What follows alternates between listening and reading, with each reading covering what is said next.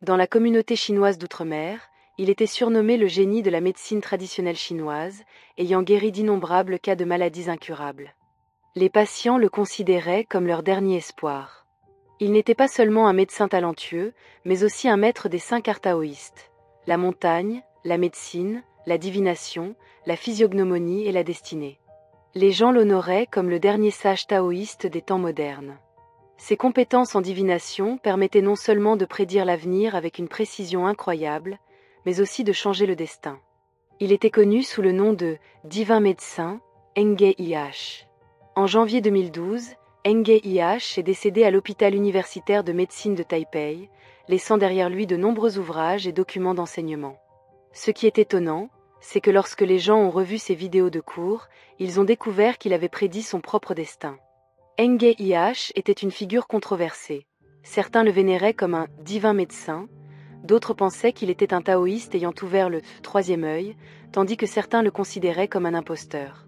Enge Iha disait souvent que pour maîtriser la médecine traditionnelle chinoise, il fallait atteindre un niveau où l'on comprenait à la fois les mystères du ciel et les secrets de la terre, tout en étant profondément conscient des affaires humaines.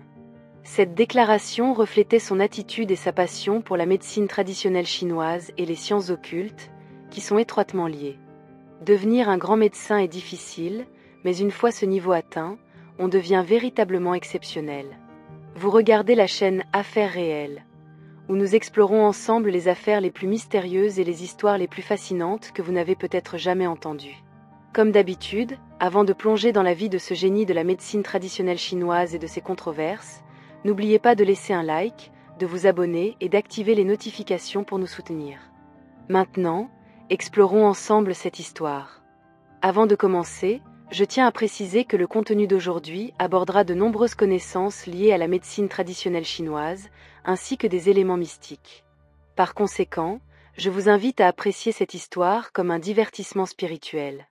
Si vous avez des problèmes de santé, n'oubliez pas de consulter des établissements médicaux réputés pour un diagnostic et un traitement approprié. L'histoire étrange de la vie de Enge Iha commence par un phénomène inhabituel au tombeau familial de sa famille.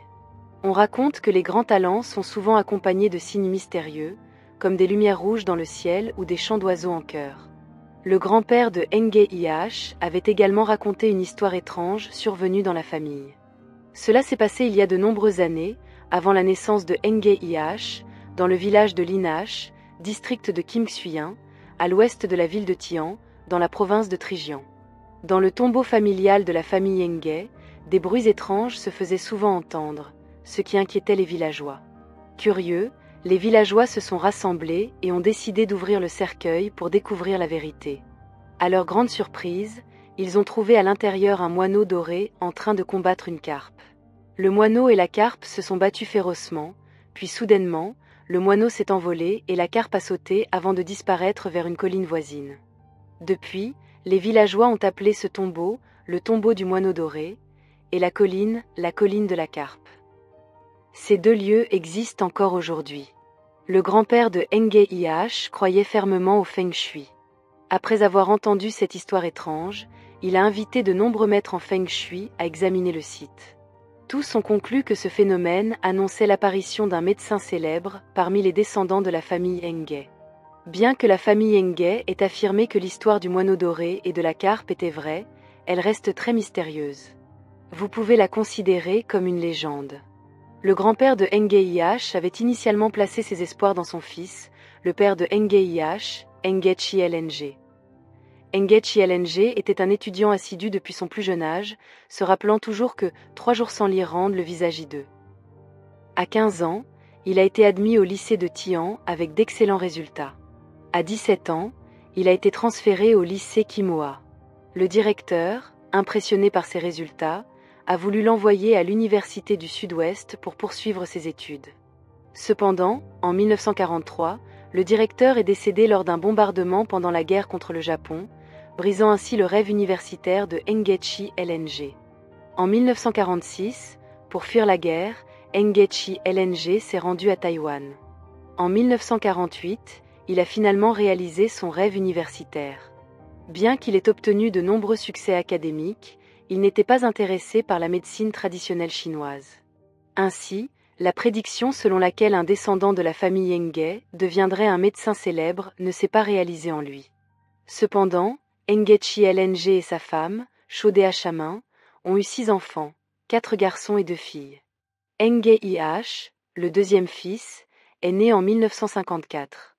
La roue du destin a commencé à tourner à cette génération. La famille Enge était considérée comme une famille intellectuelle, avec 8 docteurs parmi les enfants et petits-enfants de Engechi LNG. Enge IH était un docteur en médecine traditionnelle chinoise. Dans la préface de son livre « Tianka », il a écrit « Les paroles ne valent pas les actions. J'aime lire et étudier, et tout cela a été profondément influencé par mon père. » Cependant, peu de gens savent que, avant de devenir un médecin renommé, le rêve de jeunesse de Enge IH était de devenir un chanteur de rock. Il jouait de la guitare et composait des chansons. Aujourd'hui, on peut encore trouver sur Internet des vidéos de lui jouant et chantant. De chanteur de rock à divin médecin de la médecine traditionnelle chinoise, la transformation de Enge IH est le résultat d'une rencontre fortuite. Dans une interview avec LNG Hong à l'École nationale, Enge IH a raconté qu'en classe de 11e, sa deuxième sœur souffrait de douleurs menstruelles intenses. Par gêne, elle n'est pas allée à l'hôpital, mais a plutôt donné à son frère un livre de médecine traditionnelle chinoise intitulé Y-Tong Kimjiam. Elle pensait que si son frère étudiait sérieusement, il pourrait peut-être la guérir. Y-Tong Kimjiam est un ouvrage de médecine chinoise compilé par Ngy Ngokiem sous le règne de l'empereur Canlong. Enge IH n'a pas déçu. Après 3 mois d'études assidues, il a réussi à prescrire une ordonnance qui a guéri sa sœur. Ce petit succès l'a rempli de fierté et a marqué le début de son voyage dans le monde de la médecine traditionnelle chinoise. Sur le chemin de la pratique médicale, Enge IH a eu 2 mentors, Chu Tave et Tete Dan. Chu Tave, originaire du ABC, venait d'une famille de médecins. Après avoir obtenu son diplôme de l'Université normale de Pékin, il a commencé à pratiquer la médecine. Plus tard, à cause de la guerre, il a déménagé à Taïwan, où il a passé l'examen de médecine traditionnelle chinoise et est officiellement devenu médecin. Tete Dan était un médecin renommé à Shanghai, qui a ensuite ouvert un cabinet à Taïwan. Les 2 mentors étaient experts en acupuncture. Au début, Enge IH ne s'intéressait pas beaucoup à l'acupuncture, pensant que de petites aiguilles ne pouvaient pas faire grand-chose. Mais après avoir vu Chu avait traité un patient souffrant de maux de dos, qui a été guéri sur place, il a été profondément impressionné. Enge IH a alors commencé à étudier sérieusement l'acupuncture. Selon lui, Chu avait maîtrisé une technique spéciale appelée Kumon THP Tamsham, les 13 aiguilles de la porte des fantômes, une méthode d'acupuncture spéciale pour traiter les troubles mentaux tels que la schizophrénie, l'insomnie, la dépression, les phobies et les troubles obsessionnels compulsifs. On dit que cette technique a été créée par le médecin légendaire Bin THC pendant la période des royaumes combattants. Enge IH a raconté une histoire vraie de ses premières années d'apprentissage avec Chu Tave. Un étudiant en éducation physique de l'université Fujian souffrait de douleurs intenses au point IAM. Après avoir essayé plusieurs traitements sans succès, Chu Tave a demandé à Enge IH de piquer le point liquide. Dès que l'aiguille a été insérée, la douleur a disparu, mais elle est revenue dès que l'aiguille a été retirée. Chu Tave a alors utilisé la technique des 13 aiguilles de la porte des fantômes. Pendant le traitement, Enge IH a entendu une voix de femme lui disant de ne pas s'impliquer. Effrayé, il a retiré les aiguilles. Plus tard, l'étudiant a révélé qu'il avait une relation amoureuse tragique dans le passé et que la douleur était liée à cette histoire. Après cette expérience, Enge IH a encore plus cru en la puissance de l'acupuncture et s'est consacré à son étude. En plus de l'acupuncture, Enge IH a travaillé dans une pharmacie de médecine traditionnelle chinoise, où il a été exposé aux formules classiques, qui sont devenues son domaine de recherche principal. Voyant le talent inné de son fils pour la médecine traditionnelle chinoise, sa mère l'a encouragé à entrer dans une école de médecine. Alors qu'il était sur le point de passer l'examen d'entrée à l'université, Enge IH a eu un accident de la route et s'est cassé la jambe, l'empêchant de passer l'examen. Pendant sa convalescence, il s'est plongé dans l'étude des anciens textes, perdant tout intérêt pour les études formelles. L'année suivante, il n'a pas obtenu suffisamment de points pour entrer en médecine et a été admis en sciences politiques à l'université Honghengo. Pendant ses années universitaires, Enge IH a lu de nombreux livres sur l'astrologie, la divination, le feng shui, la physiognomonie et le I Ching. Après avoir obtenu son diplôme, il a été enrôlé dans l'armée, où il a servi comme médecin militaire. Grâce à ses compétences médicales, il a été surnommé le « divin médecin de Maté ». Cependant, après avoir quitté l'armée, Enge Iha a changé de nom pour Phmv Long et est devenu un maître en divination. Pourquoi ce changement? Pendant ses études universitaires, il avait commencé à étudier le I Ching et les 5 arts taoïstes. Il faisait souvent des prédictions pour ses amis, prédisant s'ils réussiraient leurs examens ou séduiraient la fille de leurs rêves. Étonnamment, ses prédictions étaient toujours exactes, et sa réputation de « maître en divination » a commencé à se répandre. En 1975, il a prédit la mort de TNG-GIITHCH, ce qui l'a rendu célèbre. Après cet événement, de nombreuses personnalités politiques et hommes d'affaires ont commencé à le consulter. On dit que les frais de scolarité de Enge Iha à l'université ont été payés grâce à ses revenus de la divination. Pour réaliser son projet d'émigration, il fallait beaucoup d'argent. En tant que membre de la famille, Enge Iha voulait contribuer. De plus, ayant obtenu un diplôme en sciences politiques et n'ayant pas de licence pour pratiquer la médecine, il a estimé que la divination, en particulier pour les élites, était un moyen plus rapide de gagner de l'argent que la médecine traditionnelle chinoise. C'est pourquoi il a choisi la voie de la divination. À la fin des années 1970, une séance de divination avec Enge Iha coûtait environ 3000 $ taïwanais, puis 5000 $, ce qui équivalait au salaire mensuel d'une personne ordinaire. Malgré ces prix élevés, les clients riches affluaient. La méthode de divination de Enge Iha était principalement basée sur l'astrologie chinoise, une branche importante de la métaphysique traditionnelle chinoise, également connue sous le nom de « science des empereurs ». Dans l'astrologie chinoise, l'étoile T6, l'étoile pourpre, est considérée comme l'étoile impériale, située au nord. En utilisant la date et l'heure de naissance d'une personne, on peut établir une carte du destin qui montre la distribution de 108 étoiles sur 12 maisons astrologiques, chacune représentant un aspect de la vie, comme la carrière, la santé, le mariage, etc. Enge Iha croyait que la vie d'une personne était déterminée par 3 facteurs, le ciel, la terre et l'homme. Le ciel représente le destin prédéterminé, la terre représente l'environnement et la position sociale, et l'homme représente les actions et les comportements. En comprenant ces 3 éléments, une personne pouvait changer son destin. Enge Iha a également souligné l'importance de la physiognomonie dans la lecture du destin. Il a raconté l'histoire d'une star qu'il avait consultée et à qui il avait prédit un malheur pour son mari. 6 mois plus tard, le mari de la star a été kidnappé et Enge Iha l'a aidé à s'en sortir. Cette histoire, bien que non vérifiée, a renforcé sa réputation. En 1980, Enge Iha et sa famille ont émigré en Floride, aux États-Unis. Là, il a obtenu un doctorat en médecine traditionnelle chinoise et une certification en acupuncture. Il est également devenu professeur à l'Université de médecine traditionnelle chinoise de Californie. À la fin des années 1980, il est retourné à Taïwan pour développer sa carrière.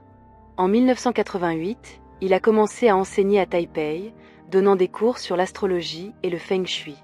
En 1992, il a ouvert une clinique de médecine traditionnelle chinoise en Floride et en 1995, il a fondé un hôpital de médecine traditionnelle chinoise. En 2010, il a ouvert une clinique à Taipei.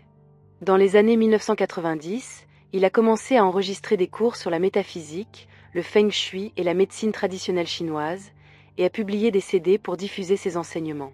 En 1994, ses livres « Tianka » ont été publiés, comprenant 2 volumes, « Tianka Nanjiano » et « Tianka Mcho ». Dans ses enseignements, Enge Iha a laissé de nombreuses citations célèbres. Par exemple, en parlant de l'hexagramme « l'âme » dans le I Ching, il a dit « Pour maintenir la richesse et la prospérité, il faut savoir se modérer. Celui qui se modère ne sera jamais arrogant, et sa richesse durera éternellement. » Il a également critiqué ceux qui, devenus riches, deviennent arrogants et méprisent la loi.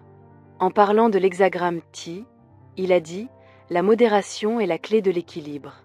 Trop d'économie rend la vie misérable. » Après avoir terminé son livre « Tianka » en 2004, Enge Iha a commencé à enseigner la médecine traditionnelle chinoise à Taipei.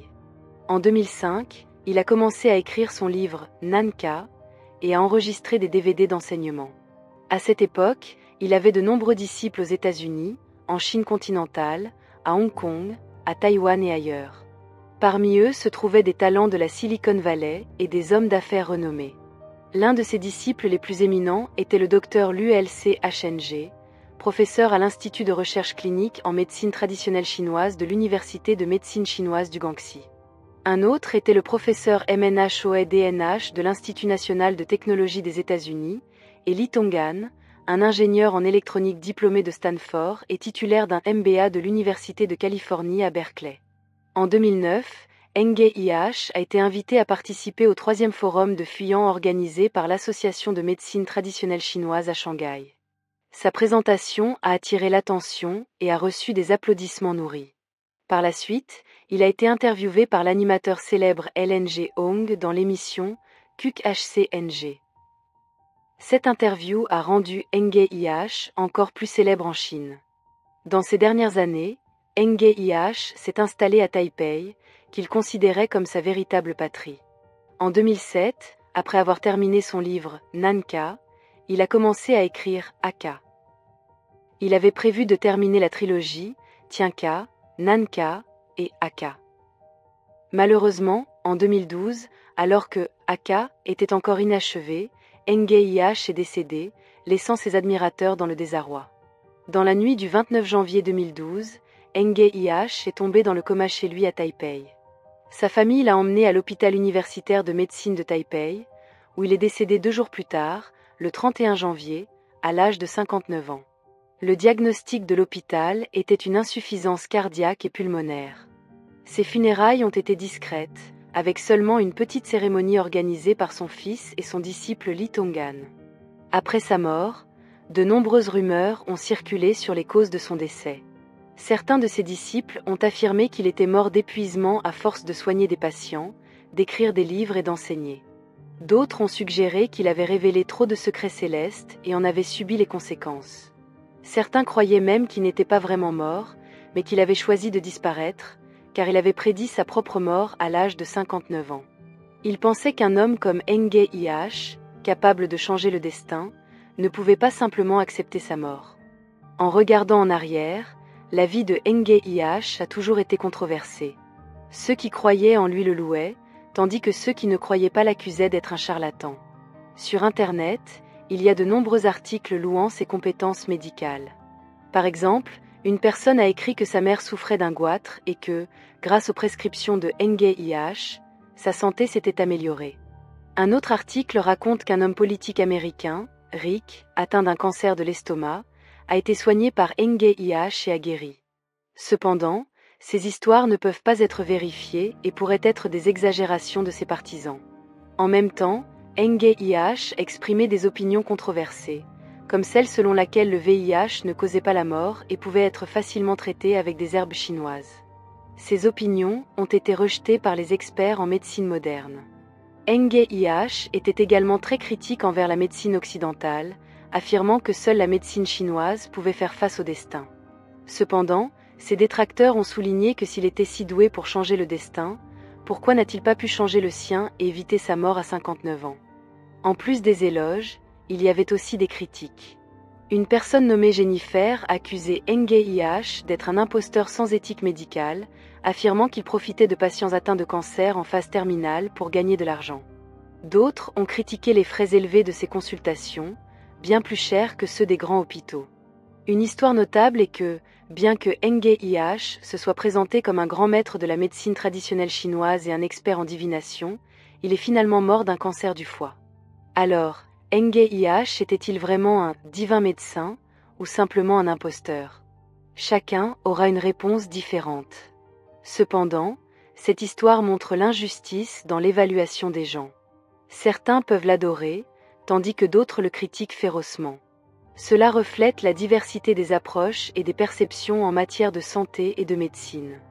En fin de compte, la leçon la plus importante de cette histoire est peut-être la nécessité d'un équilibre entre le respect des valeurs traditionnelles et l'acceptation des progrès scientifiques modernes, tout en plaçant toujours les intérêts des patients au premier plan dans toutes les décisions médicales. C'est ainsi que se termine l'histoire d'aujourd'hui. Qu'en pensez-vous? Laissez vos commentaires ci-dessous pour en discuter. Et avant de partir, n'oubliez pas de laisser un like, de vous abonner et d'activer les notifications pour continuer à suivre les prochaines vidéos captivantes sur la chaîne Affaires réelles.